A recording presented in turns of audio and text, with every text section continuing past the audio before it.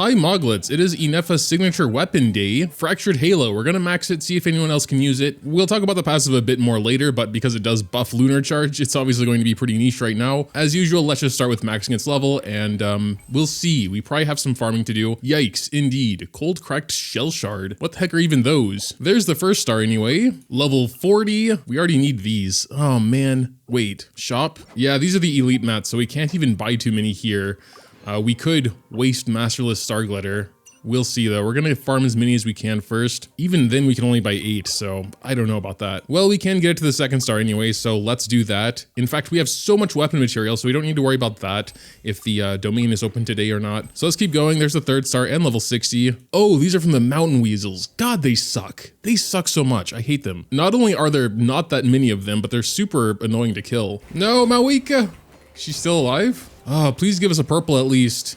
No, just green and blue. No, with 1 HP left, he does the stupid shield. Purple, yes, purple. This one was my first encounter with these enemies. Oh, so annoying. No perp. 10 greens though. I am still grateful they increased the drops from elites. Already got all the ones they're actually gonna show me. And then there's like half of them down here in this other world. Yes, a purple. And I could even kill that one before I got its shield off. So I do just kind of have my exploration team to get around fast, but maybe I switch it up a little bit for these guys. Especially now that I have C6 Mawika, which I'm probably gonna never stop mentioning. We pretty much only need her. She's so good at exploration, especially because we're in Natlan right now. Ah, here's the next one way down here. Oh, we've got like an artifact from it, I guess, which is something. Required quantity of warm black shell. I guess because I'm still tracking Ineffa in the thing, it's also tracking the weapon she has equipped. And indeed, we can get it to the 4th star. Wow, we're still pretty far away. Let's go ahead and add that up to level 70 though. 11 more purples. We're definitely gonna have to at least farm all of the enemies in my world, which I know the handbook never shows us all of them, but I still have them marked from last time. I could have sworn there was also like a double battle around here somewhere, which would be super sick. Current bounty has ended, so does that mean they're not gonna show me anymore? We did get a purple to wrap it up though. This was the double battle, right? On this like lava platform. There's only one to start, but I think the second one does come up after this one's dead or something. This isn't a local legend, is it? It does have like the local legend health bar, but it's way too weak. Quite interesting. Oh, why? Oh my god, okay, yeah, there we go. But they do drop materials, so that's really all I care about. Nice, and another purple. Here, I don't think I got that one. There's an invisible wall, so probably not like that. You can try climbing, but I also kind of doubt it. Yeah, there's invisible walls all around. What is that, dude? Oh.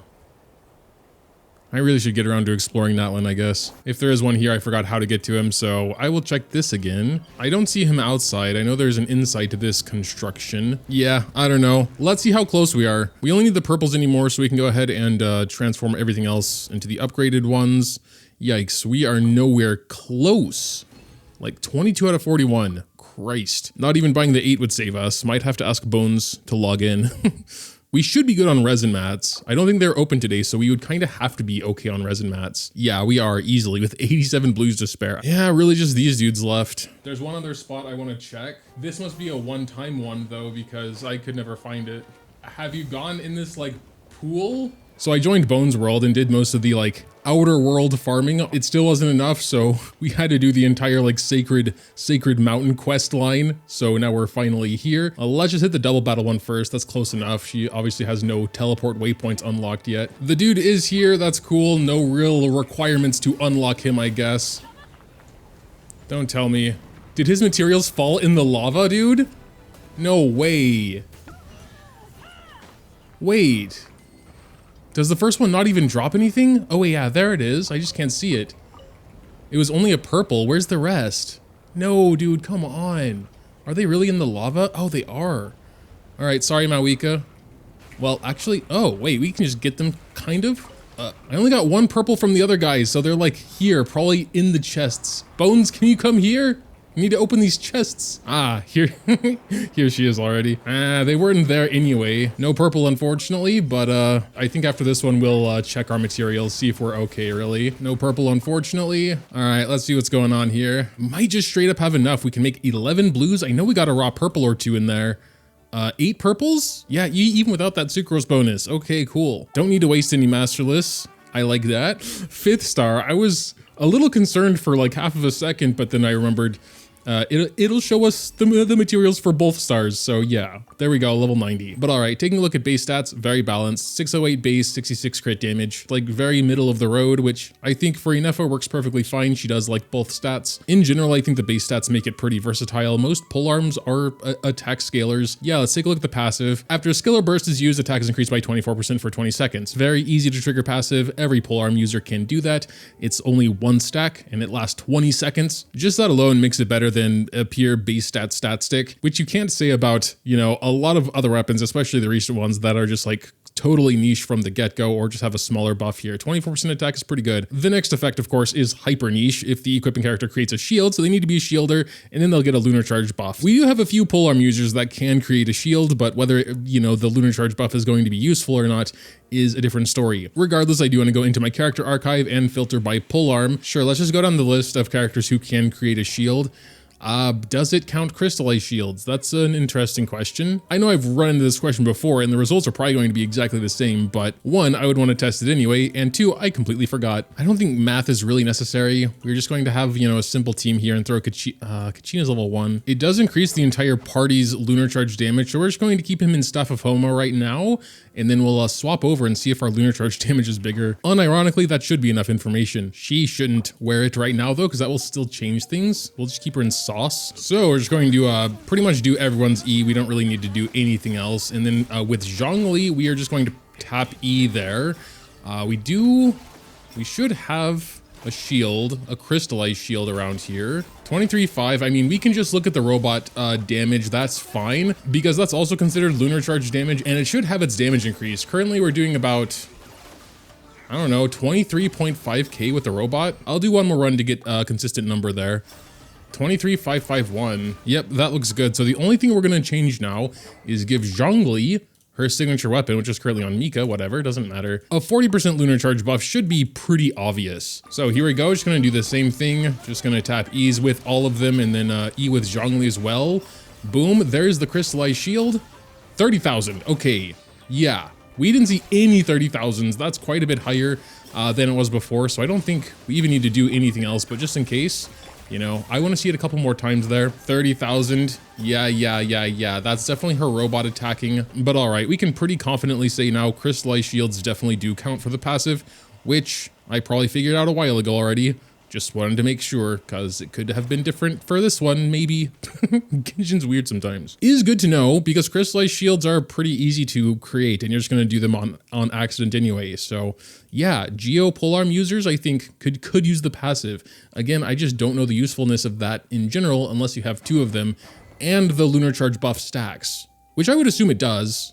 Because like, it doesn't say it doesn't, like on the millennial movement weapons. These are usually things I don't think about until it's time to think about them. There aren't that many weapons that give team-wide buffs, because Wandering Evenstar specifically says multiple instances of this weapon can allow this buff to stack. It just doesn't say it either way, so I don't know. Oh, we do have 2 gravestones, we can try that. It is a team-wide attack buff, which I know isn't the same thing, but is the closest I can find. Sure, we'll just use these 3. We're gonna look at Diluc and his attack and what happens. Currently has 1118. We're gonna give Dia 1 gravestone and Ito the other gravestone. Man, I'm so sorry, Ito. Now that we're in battle and have done some stuff, let me make sure, yes, it's still the same. Trying to get someone down to under 30% here. Wait till the thing procs. Did it? Oh yeah, there it goes, there it goes. Let's check Diluc. We're at 1794. Okay, we're just gonna swap to Ito real quick and do another attack. Did it proc? Oh, I think it did. Did it override it though? I think it overrid it because his attack went down. I don't know how this game works, dude. That's actually surprising. So if it's the same exact buff, it doesn't stack, it just overwrites it. I assume the duration also gets reset, but his attack literally went down. Huh. If it works like that for Gravestone, then yeah, I don't really want to say anything about Fractured Halo. I'm gonna try it once more because maybe some freak accident happened. Both buffs are gone now. He's back down to 1118. It is actually cool. We are trying this with different refinement gravestones because, you know, if it were to be the same, it'd be a little harder to tell. Okay, well, there's the first one. He's back at 1456. He probably will go up to 1700 with Dia because, you know, hers is R5. There it is procking. But yeah, that's still just an 80% buff, the 1794 we got without Ito at all. I honestly don't think there's anything I can be doing. It's just hard to believe. Maybe that is the default. I usually don't run teams with 2 of the same weapons, and team white buffing weapons are pretty rare as it is, so yeah. whatever. I don't know. I'm not going to make any assumptions either way. I would need 2 weapons, and I kind of don't want 2 weapons. When we summon for C1 Ineffa, if we have decent luck, we will pick up a second one just to try that, but won't be today. Even if 2 could stack, which is looking less and less likely, I'm not sure it would be worth it anyway. When we get a real proper lunar charge DPS, it might be more interesting, but where were we? Damn, I'm always getting sidetracked, but I just have questions and I want at least close to answers. Let's keep going down the list. I mean, the more I think about it, because it is a team-wide lunar charge buff, just because you have Ineffa in your team, she doesn't have to be the one holding it. I thought the whole thing was kind of pointless at first because I was like, you need Ineffa in your team and it's her signature, so of course just give it to her. But the main buff on the signature is the team-wide lunar charged. So it's like, you could give it to someone else. Then you can have Ineffa hold on to like Scarlet Sand. That's an interesting theory, Moga. Why? Why can we not just get through the damn polearm users? Shields are actually way more common than I remember, so I'm actually having to go and look at everyone's talents again and constellations, because I know a few characters like get a shield on a certain constellation. Because I mean, with the passive, it doesn't need to be a good shield. They just need to create one, period, and then you have the buff for like 20 seconds, I think, was it? Raises her shield to block incoming attacks from nearby opponents, forming a barrier. Is that considered a shield? God, why do I have to test everything? I mean, it says right there, shield damage absorption. Her being a hydro is more interesting because you typically take a hydro in a lunar charge team. Yunjin can make a shield by herself, but also through Crystallize, so can be quite interesting as well. You know, she's a pretty good like attack speed buffer. Depends on the team if she's going to be actually, you know, good, but Toma, maybe not so much. Pyro, I know there are some like lunar charged overloaded stuff going on, but I don't really want to touch that today. I think Zhongli would be kind of a wasted spot because Ineffa does have a pretty strong shield. So it's like, would you really take 2 shielders? We'll try Candace. I do also want to know if her shield counts as a shield. I mean, as an HP scaler, I guess the 24 attack is kind of not that good for her. We'll start her off in Symphonist just because it has the same main stats before swapping over to this to see if our lunar charge damage increases. 22-8. I mean, with Varessa, it's a little hard because she's jumping around. So I might just like not do anything with her besides some basics here. 22-839, that seems to be pretty consistent. That might be Ineffa's robot attack, but again, that should also get buffed from her weapon. So doesn't really matter what number we're looking at as long as we can see something consistent. Anyway, we gave her Fractured Halo. Let's try again. We're just tapping her E and we're going to see if that's enough. 27, I think it's already like, you know, enough to say, yes, that also works. Just tapping her E counts as creating a shield. But okay. Yeah, 28-9. 28-9 now for her robot attacks, I believe those are. We didn't see any that high. Again, that's just too much higher for her not to have the 40% buff. I guess the only real scenario would be if you are in a team where, you know, Ineffa is a big part of the damage and you have someone in your team that really doesn't do a lot of damage. They could be delegated to taking on Fractured Halo and giving the lunar charge buff to the team. So then Ineffa can have a weapon that buffs her personal stats more.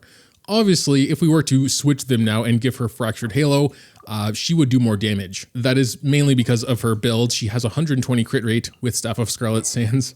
I didn't bother building around it. And if I were to drastically change that, we could get a lot more crit damage than we currently have. But sure, just for fun, we're going to do another run here. But yeah, I think those 34 Ks are now her robot attacks. So yeah, she did get quite a big damage boost. I do honestly want to give her sauce back and just build around it though, to see if we can get like even a higher number when someone else is providing the buff. Here's her build with sauce, actually kind of better. We have like 20 more crit rate. So if we're just looking at criticals anyway, you know, it's not even that fair, but I'm just kind of curious to see if like that means anything. We're getting like 33s. I already forgot after all the building what it was before, but I think that's pretty close. Might still be a little lower. If we were to truly build her for Scarlet Sands, we actually do want an EM goblet as well, probably. I don't even know why I'm doing this. Truth is, I would never take Candace with me anywhere. Here, hold on to this. I will need sauce for someone else, probably. What are we doing now with like double attack? 36? I don't know. It's really not that much different, I guess. You're supposed to be talking about who else can use it. What are you doing? What are you doing testing different builds on Ineffa, Mocha? Please, please. Please focus. Though I do think you kind of got the gist of it. Like, there are definitely a few that can trigger the passive, so it's good to keep in mind. Outside of the shielders or geos, of course, through Crystallize, it's still a very solid weapon for any attack scalers. Of course, I can't think of anyone it's going to actually be better for than their signature.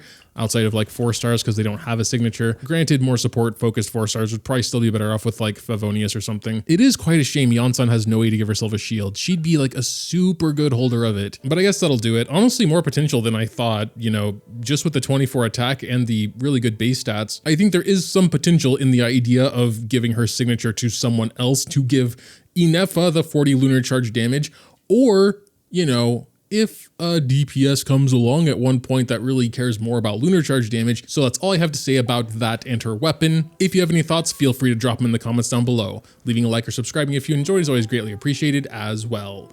Thanks, as always, for watching, and until next time.